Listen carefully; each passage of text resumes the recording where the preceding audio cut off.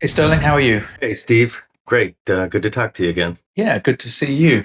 Um, there's a lot of consolidation, big deals happening, M&A in the optical networking market.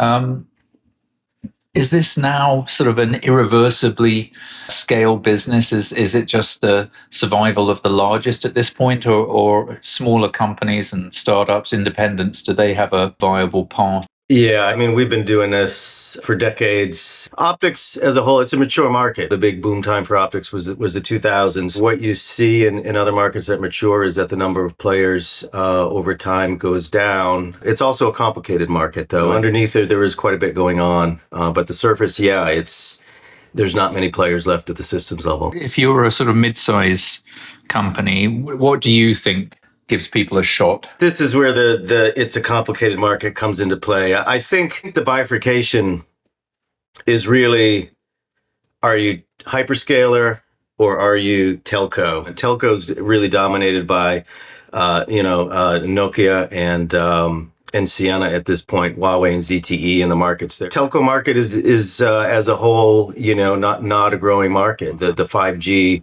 boom went bust. We're not at 6G.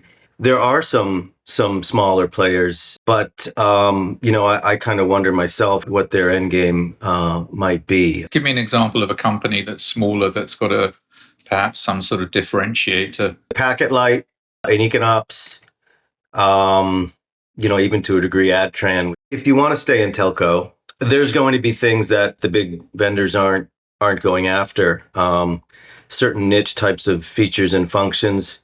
A lot of it is going to be the service, the ability to get somebody on the phone, people in region, because the Cienas and the Nokias are not chasing all these smaller deals. A lot of the companies that you and I work with are making money in direct proportion from hyperscalers building AI data centers. But that is all based on this idea that LLM AI is a good idea, which clearly it isn't. That just looks like a bubble within a bubble. Clearly, it doesn't keep going on forever. But the bigger risk right now is to not be part of that, because that is where the growth is coming from. So if you look back to 2019, telco CapEx was almost 4 times as much as hyperscaler CapEx. You look at 2025, hyperscaler CapEx exceeded telco CapEx. Omdia is forecasting hyperscaler CapEx to grow at around 3 times what telco CapEx is growing at. So if you're a company pursuing growth, how do you ignore that? This isn't the optical networking bubble of 2000,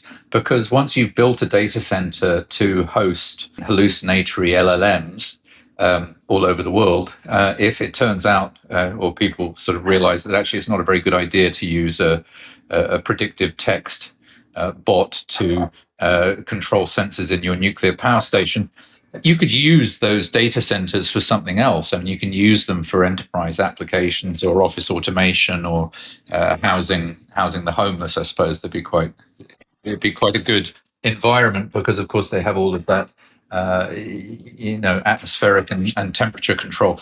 I think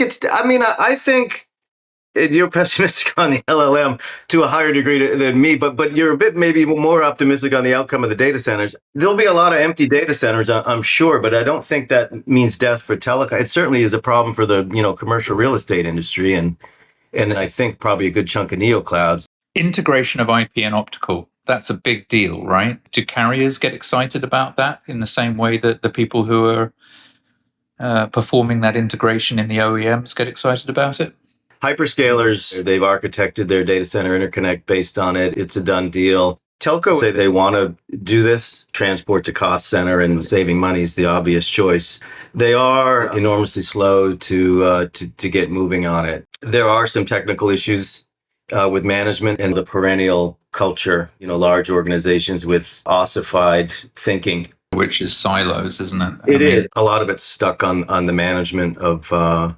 It sounds like a silly thing, but who within the organization manages this pluggable thing? I don't think it's silly at all. I think it's the nature of all large businesses that once they get to a certain scale, the departments view each other as the competition rather than their actual competition, which is outside the perimeter of their business. There's a velocity tax, and carriers don't want to pay it. They're known for getting things right and they have engineering teams that have been doing this at 5.9 since the 70s.